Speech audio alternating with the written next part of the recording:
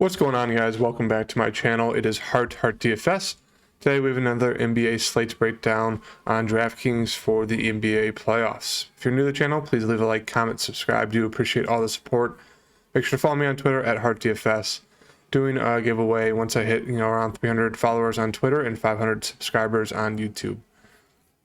Looking back at my lineup from yesterday before we jump into today's slate, we had I entered the $5.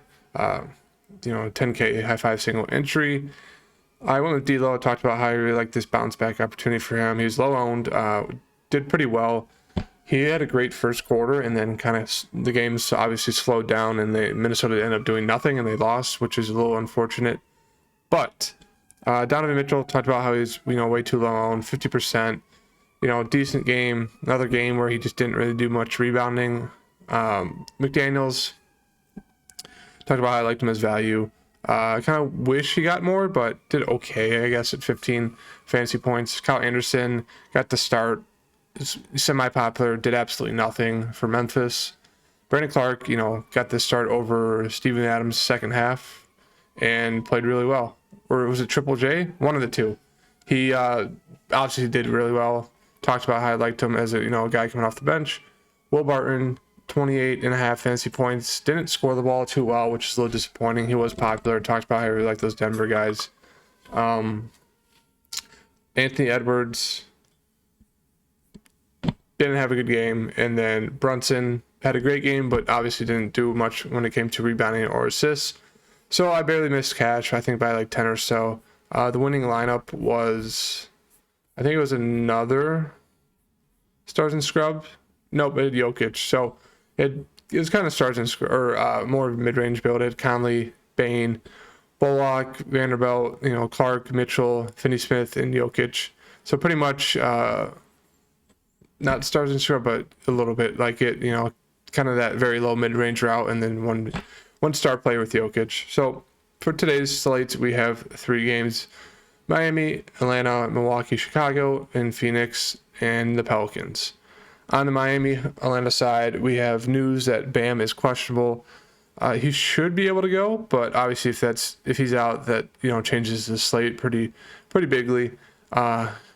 So definitely keep an eye on that. But Jimmy's price came up to 8,800. Obviously had a really good game. Yes, last game 45 real life points, 64 fantasy points. It's a great spot versus Atlanta, but I don't think you can kind of expect Jimmy to come back down to his normal amount of fantasy points. Even if Bam is out, I don't think Jimmy's going to have, shoulder a ton more of a load. I do think those other guys will step up for the Heat. It kind of seemed like it was all Jimmy last game. 8,800 is just a little too expensive for me there.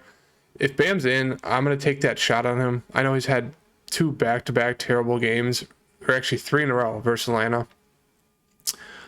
So yeah, actually 2 in a row. That last game versus Atlanta where he did well was before the playoffs started.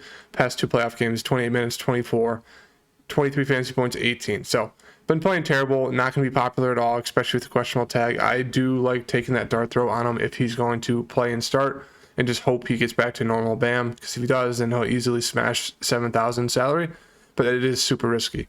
Like Tyler Hero at 6,600, a few bad games in a row. Do expect him to have a bounce back opportunity. He's a fringe core play for me today. Kyle Lowry, another guy I kind of have a little bit of interest in just because of how bad, Atlanta is at guarding point guards. Strus came up, was decent value. Now he's kind of priced to where it doesn't really work as well for me. Victor's still not seen any run, which is a little surprising. Duncan Robinson's just too score independent. If Bam is out, you can definitely look to a guy like Dedmon, 3,300. You should see closer to 25, 30 minutes. Decent point per minute guy. So it'd be a great play. You'd probably have to lock him in if Bam is ruled out. Whereas Yurtsevin would probably get the backup minutes. He'd probably say maybe 15 at most. I don't think they'd extend him much just because he's still a young guy. I think they would just leave Dedmon in there for a while and maybe go small with guys like PJ Tucker, Caleb Martin, stuff like that. So I don't really think he'd dip down into those lower guys unless Bam is out. But if Bam's in, do really like taking that shot on Bam and a guy like Tyler Hero, and that's it for me on the Miami side. Atlanta side, we have Trey at the top, obviously. 2 back-to-back bad games. Did a lot better last game, but had 10 turnovers. That's brutal. Lost what? I think turnovers are, what, half a point or even 1 point? Not really sure. He shot a ton better, played 41 minutes, but they still lost, had 10 turnovers. They're just guarding them really well. And I took the shot 2 times in a row on Trey. Hasn't worked out for me. He's been low on both times. I'm pretty sure he'll probably go off for like 60 today. The one day I probably won't take him, but do really like him at 9-4 is that like low-owned tournament play. Obviously, there's risk because of the Miami defense. Capello's still out. Do really like John Collins, played about 30 minutes. I do expect his minutes to go up a little bit better, a little bit more this game as well. Had that double-double. So even 5,900, it's semi-risky, but I do like him at 5,900 when he's probably going to get 30 minutes, maybe a little bit more. They do need him. Bogdan, like him. Shot the ball great. Didn't play him. Played him in 2 games before, obviously, and didn't really work out that well. But just another good spot for Bogdan. They're really focusing in on Trey, and so guys like Bogdan, Herter, Gallinari, Hunter are all going to need to step up. So I do like Bogdan a good amount today as well. Herter, minutes went up, which you do like to see. Didn't shoot the ball well at all. Had a decent game, 9 points, 6 assists, 5 rebounds, block, and a steal. That's kind of, if he's not hitting a shot, I feel like that's really kind of his max. 5K isn't a bad, place to get Herter. I do expect Atlanta to maybe steal this game, especially if Bam's questionable. Gallinari, minutes kind of going down a little bit, not shooting the ball too well. I'd still say my favorite play is Hunter, even though he is a little prone to only scoring the ball at times. But what you do like to see is the minutes, back-to-back games of 35 minutes. Shot the ball 8 times the first game, 15 times the second game. Didn't shoot the ball too well. Only got 2 rebounds and a block. Usually gets about 3.5, closer to 4 rebounds, assists or 2, and then maybe a steal game. So 4,600, I don't mind taking that shot on him compared to guys like Gallinari and Herter. But you could also go, I'd say maybe I'm slightly leaning Herter over Hunter right now. Gallinari would be my third guy to look at out of those 3. Okongwu played only like 19 minutes, 2 foul prone in this spot, and Delon Wright played 30 minutes, didn't do much. You can definitely take a shot on him as value. He's definitely going to fill in that backup point guard role, a little bit of shooting guard role, but it's not the best play, but you do need some value today, and I don't mind getting into him at 3,400. But my favorite play on the side are obviously Trey at the top, then John Collins, and then maybe Herter over Hunter. On the Milwaukee side, big news: Middleton is out for the next, I think, few weeks. So if we look at these roto grinders, the Milwaukee's usage in the last 12 weeks, obviously Brook Lopez wasn't in for much of those games, kind of came back at the end. But as you can see, Giannis's usage goes up a few percentage points. Drew Holiday's goes up like 5 or 6. Brook Lopez is obviously up there, but then I don't know why it has Deontay DiVincenzo still on here.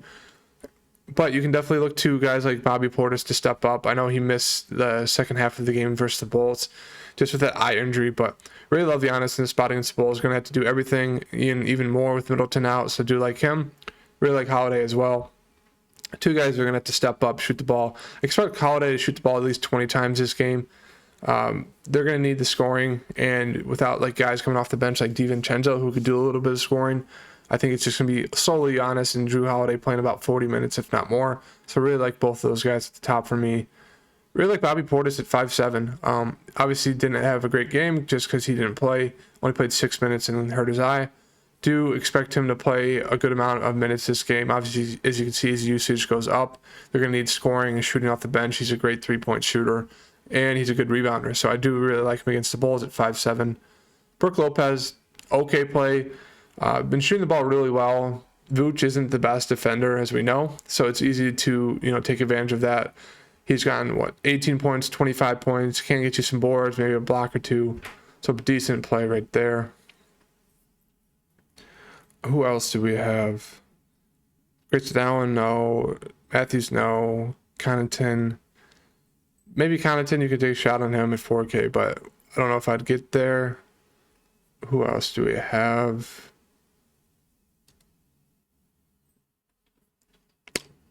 Nuara, no. Carter. Maybe Nuara gets some minutes just because of not really having a small forward, but I wouldn't expect much. Maybe 15 at most. Chicago side, DeRozan, love him, top 8-6. Vooch, decent play at 7-7. Obviously, 2 great games back to back for him, 56 and then 47. You can definitely go back to him if you want. I don't know. I think it's kind of forced. I do expect him to come back down, not have as good of a game. I mean, I do want him to do well just because I am a Bulls fan, but I don't.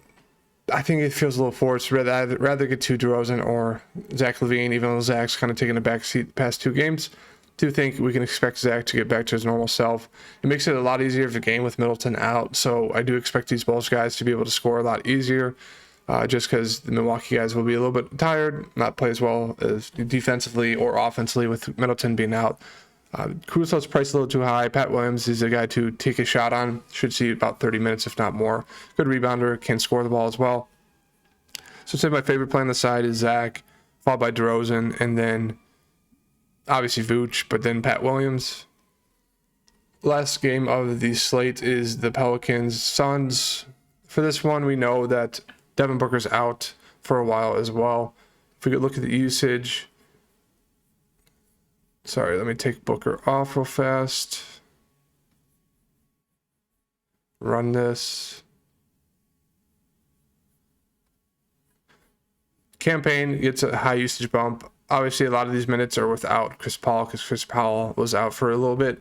So do expect Chris Paul to have the highest usage, probably closer to 30%, followed by guys like Campaign's going to come off the bench and play a good amount of minutes, have a good amount of usage. Obviously, don't expect JaVale McGee to be up there, but DeAndre Ayton, guys like Cam Johnson, Mikal Bridges are definitely guys to look at for today. So we really like Chris Paul at the spot. 8-9's price is up there. Should see closer to 40 minutes. Going to have to score the ball a ton more. Also going to have to pass the ball. So I do really like him. Obviously, a good play for today. Ayton, decent play at 7,600. Not too aggressive when it comes to scoring, so his price is a little bit up there for that, but you could take a shot on him. Do like Mikal Bridges for today, a guy who can kind of do a little bit of everything. Don't mind taking a shot on Jay Crowder. He is score independent, has had 2 back-to-back terrible games, but he shot the ball 11 times last game, which you do like to see. 4,900, that isn't bad. Cam Johnson, score independent, but a guy who's going to see closer to 35 minutes. All these wings are probably going to play huge minutes. Chris Paul probably closer to 40. Ayton around 35. Bridges closer to 40. Jake 35 to 40. Cam 35. Campaign's going to come off the bench, probably play 20, 25, maybe even more. So I do really like him today as well. And McGee should probably see 15 minutes. Don't think I'd get there.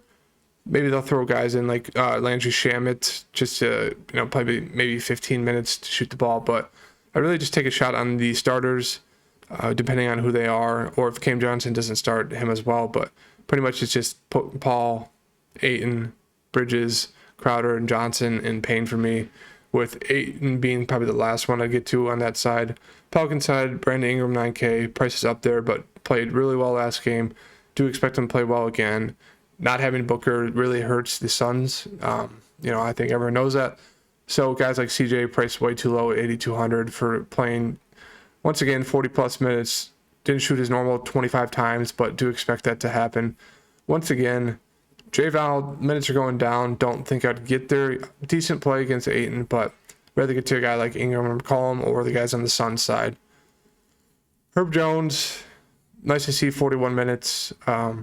Okay, played 4,500. Prices come up a little bit, so where he's not the best value. Larry Nance, getting about 20 minutes, which you do like to see. Great point per minute guy. Like going back to Larry Nance once again, especially if the Phoenix guys go small.